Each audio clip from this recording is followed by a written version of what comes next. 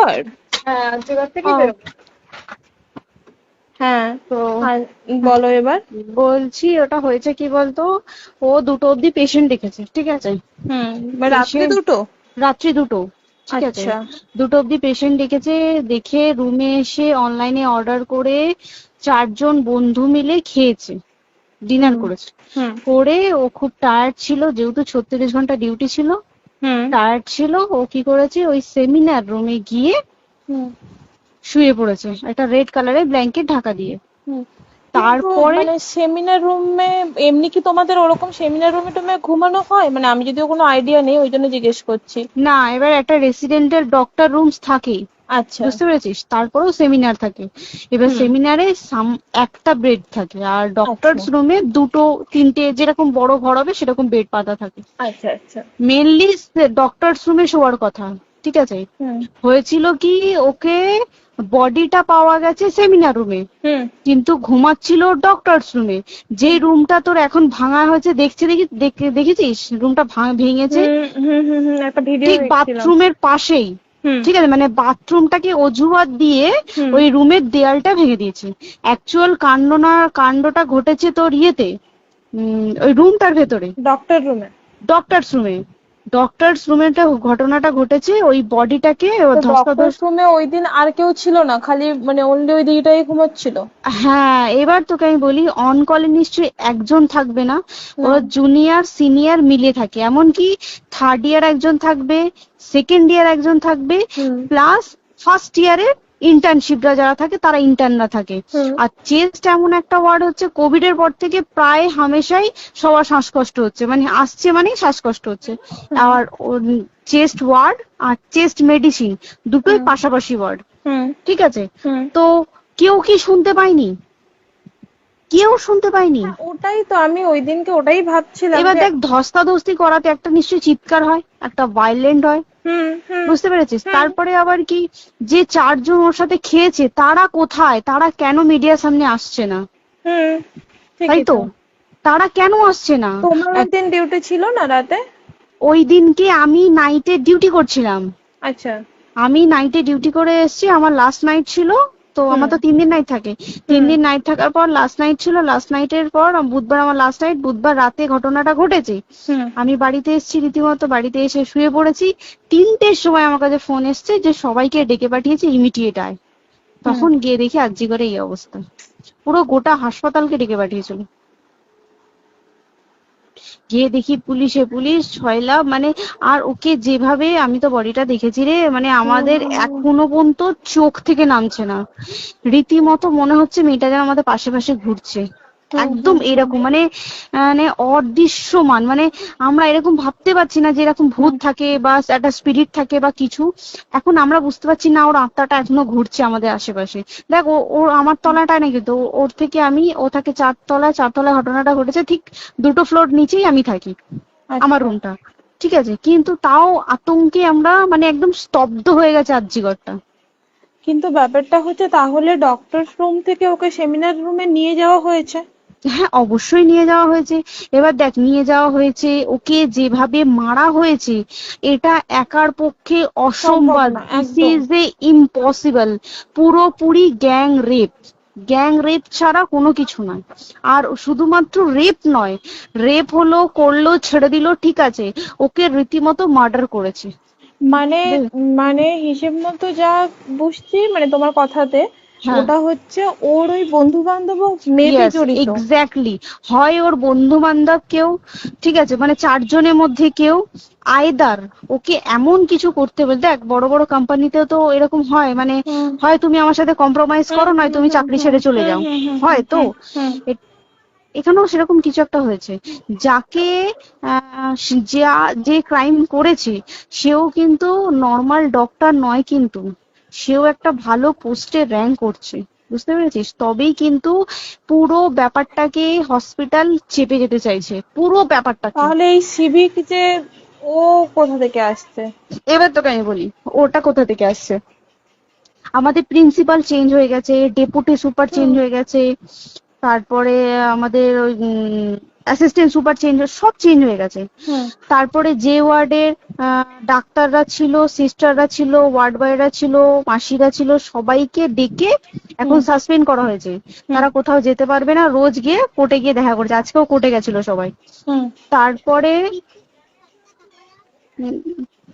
তারপরে তোমার তোর এগুলো হলো, তারপরে তোর কি বলে, আরে বল না, ওই সিবিআই এটা হয়েছে কি, মানে ও সেই সঞ্জয় রায় যে ধরা পড়েছে, হুম অ্যাকচুয়াল কিন্তু ও নেই, হুম ঠিক আছে? ওর এতটা ক্ষমতাই হয় না। ও অত রাত্রে কি করতে যাবে? হুম ও অত রাত্রে ওখানে কি করতে যাবে? ও না পেশেন্ট, ও নাকি বলছে দালাল পেশেন্ট নিয়ে গেছে। তো পেশেন্ট নিয়ে যখন গেছে, দিদিটার রুমে যখন যাবে, নিশ্চয়ই দিদিটার রুমে কোনো কাগজপত্র দেখাতে যাবে। সেই অবস্থায় গিয়ে দেখে যে এরকম এরকম ঘটনা, তা ঝাঁপিয়ে পড়েছে ওর উপরে। হুম এরকম কিছু কি, তাও কিছু নয়, শুধু গেছে, দেখছে ড্রিঙ্ক অবস্থায়, ওকে ক্যামেরায় দেখা গেছে ড্রিঙ্ক অবস্থায় গেছে আর এসছে, এইটুকুই দেখা গেছে। তারপরে হচ্ছে কি, তোর অনেক রকম, এখানে অনেক রকম ব্যাপার আছে। যে দিনকে ঘটনাটা ঘটে তার ঠিক দুদিন পরে ওই সেমিনার বাথরুমের অজুহাত দিয়ে ডক্টর যে রুমের দেওয়ালটা আছে, ওই দেওয়ালটা ভেঙে দিয়েছে। কেন? প্রথমে ওকে বললো সুসাইড করেছে, আমাদের যখন ফার্স্ট খবর আছে তখন সুসাইড করেছে। হুম তারপরে যখন হসপিটালে যাই তখন গিয়ে শুনছি নাকি না, সুসাইড করেনি, এটা রেপ করেছে, রেপ করে মার্ডার করা হয়েছে। হুম বুঝতে পারলি, এখানে বিশাল বড় একটা গেম চলছে।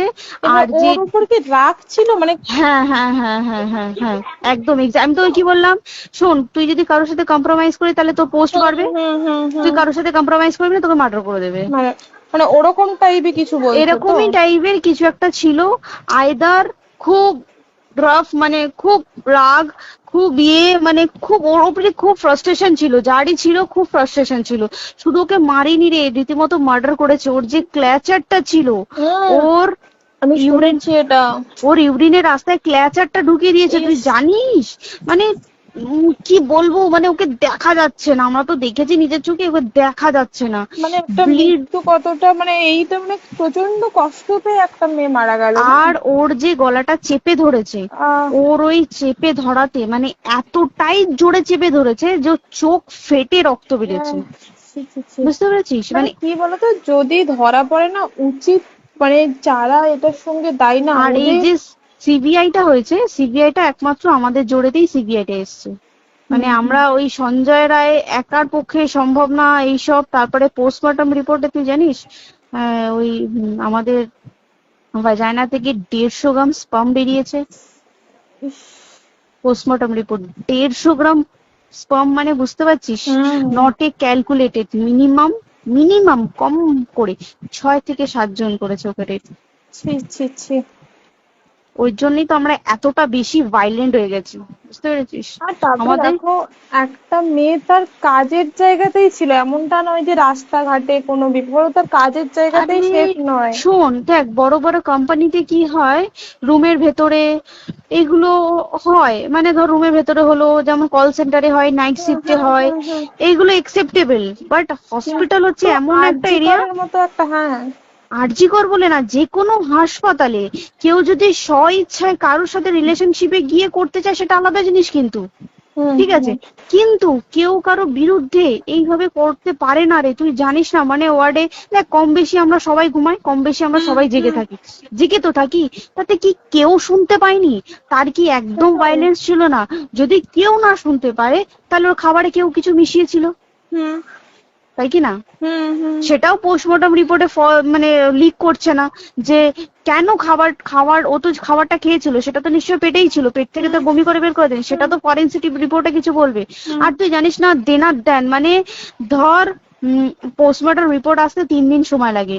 ও যেদিনকে মরেছে ঠিক তার পরের দিনকে বিকালবেলা পোস্টমর্টম রিপোর্ট বার করে দিয়েছে, মানে বডি বার করো আর পোড়াও। 10 সেকেন্ডের মধ্যে বাড়িতে নিয়ে গেছে, তারপরে বডি পুড়িয়ে দিয়েছে। মানে কি বলবো, হসপিটাল, মমতা ব্যানার্জি, সবাই, মানে তৃণমূল প্রত্যেক সবাই এটাকে পুরোটাই, কেসটাকে চাপা দিতে চাইছে, পুরোটা। তবে তুই ভাব, যে মানুষটাকে এত ক্ষতবিক্ষত ভাবে মেরেছে, তাকে অভিষেক ব্যানার রেপ কি কলকাতায় প্রথম হলো? নয়, বিভিন্ন জায়গায় বিভিন্ন ভাবে রেপ হয়েছে, ধরা পড়েছে। ফাঁসি হ্যাঁ। হয়েছে কি জেল হয়েছে। অভিষেক বন্দ্যোপাধ্যায় কেন বললো জাস্ট ইট তোর কি বলে এনকাউন্টার করতে? মানে কি সঞ্জয়কে যদি এনকাউন্টার করে পুরো কেসটা চাপা পড়ে পুরো যাবে, কেসটা চাপা পড়ে যাবে একদম। স্টুডেন্টরা ঠান্ডা হয়ে যাবে, হুম। আর আমরা সেটা মানবো না, আমরা সেটা হতেই দেব না।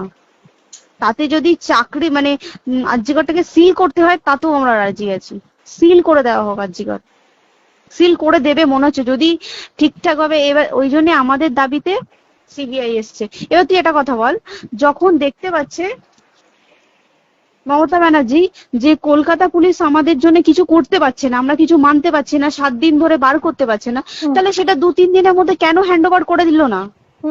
তাই তো। তাই কি না? তারপরে দেখ পিডব্লিউডি ওটা লো পোস্টের মানুষ, মানে যারা ভাঙচুর করে, মানে সিমেন্টের যারা কাজ করে তাদেরকে পিডব্লিউডি বলে। এবার পিডব্লিউডির নিশ্চয়ই হায়ার অথরিটি থেকে অর্ডার এসছে তবেই ওরা গিয়ে ভেঙেছে। ওরা নিশ্চয়ই পাগল নয় দুম করে গিয়ে কোনো গভর্নমেন্ট প্রপার্টি ভেঙে দেবে। অর্ডারটা কে পাস করলো যে এখনই চেস্ট ওয়ার্ডটাকে ভাঙতে হলো? সিবিআই আসা পর্যন্ত অপেক্ষা করতে পারতো। কারণ আজকে অত বড় বিক্ষোভ হবার কারণ কি হচ্ছে? একটাই কারণ, যে মেয়েটি মারা গেছে ঠিক আছে, কিন্তু তাকে এত বেশি মলেস্ট করে, এত বেশি রেপ করে বা বেশি ওকে মেরেছে, তার কি কোনো প্রতিবাদ নেই? তুই কোথায় সেফ পাবি তুই আমাকে বল? তুই ধর চাকরি ছেড়ে, আজকের সরকারি চাকরি ছেড়ে তুই প্রাইভেটে যাই, প্রাইভেটও তো তাই একই অবস্থা। একদম প্রাইভেটেও একই অবস্থা। তুই কোনো চায়ের দোকান খুলে বসবি, অনারশিপে তুই বসলেও তাও এসে তো হাজার ছেলেরা থাকে, হাজার ছেলেরা টিজ করে, তুই কোথায় কি করবি? তাহলে আমাদের সেফটি কোথায়? আমাদের মুখ্যমন্ত্রী মমতা ব্যানার্জি সে একটা লেডি হয়ে তাহলে আমাদের কি সেফটি দিয়েছে? আমাদের কি লক্ষ্মী ভান্ডার দিলে this is a problem solve? পুরো মাসের আমাদের কি সব খরচা চলে যায় লক্ষ্মী ভান্ডারে? জানি না, আই ডোন্ট নো। মানে আমরা প্রচুর ক্ষেপে আছি, প্রচুর। মানে এর বিচার না চাওয়া পর্যন্ত তুই ভেবে চল কি এটা সলভ হবে না। আমরা বিচার নিয়ে আমি 2 দিন ধরেই ভাবছিলাম তোমাকে ফোন করবো, কিন্তু মানে এটা ওটাতে হয়ে উঠছে না। আর তোমাকে তো আমি ওই দিন রাতেই হোয়াটসঅ্যাপ করলাম না, এবার তখনই না আমি ব্যাপারটা অতটা বুঝতে পারিনি। আর আমার তার পরের দিনই ভোরবেলা ডিউটি, তা আমি খুব সাবধানে থাকিস, খুব সাবধানে থাকিস। হ্যাঁ তাই তো, এখন মানে তোমরাও সাবধানে থাকো সবাই। কি বলবো বল, কিছু বলার নেই। দেখ আমাদের মধ্যবিত্ত মানুষরা আমাদের চাকরি করে খেতেই হবে, সোজা কথা, তাই কিনা বল? বাবা এত পুঁজি নেই যে বসে বসে খাবো, ঠিক আছে? সেই মেন্টালিটিও নেই, যদিও থাকে মেন্টালিটিও নেই। হ্যাঁ বাবার পুঁজিতে খাবে। এবার একটা কথা তুই বল, চাকরিটা কোথায় গিয়ে করবো তুই একটা বল? কোন স্টেটে গিয়ে চাকরি করবো তুই আমাকে বল? ওই যেমন মানে এটা হয়তো আমার মা যেমন বাড়ি থেকে 7টার মধ্যে ঢুকে যাও, দিদিকে তো ধরো অনেক রাত অব্দি 9:30 10টা অব্দি ল্যাবে থাকতেই হয় না। এবার তুই কি করবি বল, কি করবি বলো তো? এখন কিছু করার আছে? দেখ ল্যাবেও তো সব ছেলেরা আছে, ছেলে আছে মেয়ে আছে, তুই কাকে বারণ করবি? তুই কাকে বিশ্বাস করবি? তুই বল, তুই ধর কলিগদের সাথে খেতে বসেছিস, ঠিক আছে, তোর টিফিনটা যদি কেউ চাইলো তুই তাকে না দিয়ে পারবি? না একদমই। আর কার মনে যে কি আছে সেটাই তো কি বলবি বল? এবার তুই বল, খাবারটা যে খাবি, তোর টিফিন কেউ চাইলো বা তোকে যদি কেউ বললো একটু একটু খা, যেমন আমরা শেয়ারে হয় স্কুলে যেটা আমাদের শিখে এসেছি, হ্যাঁ স্বাভাবিক, এটা সবার, এটা তো স্বাভাবিক। তুই বল, তাতে যদি এরকম অবস্থা হয় তাহলে কি করবে মানুষ, তুই আমাকে বল? আজকেও তো তাই আমাদের দেখ না, 11টা থেকে আমাদের তোর ক্যান্ডেল দিয়ে হোয়াইট ড্রেস পরে সব শ্যামবাজারে এক কথা হবে। এখন আবার বৃষ্টি শুরু হয়েছে, কে জানে কি প্রচুর বৃষ্টি শুরু হলো, কি হবে জানি না। ঠিক আছে গো, টাটা। হ্যাঁ চল টাটা।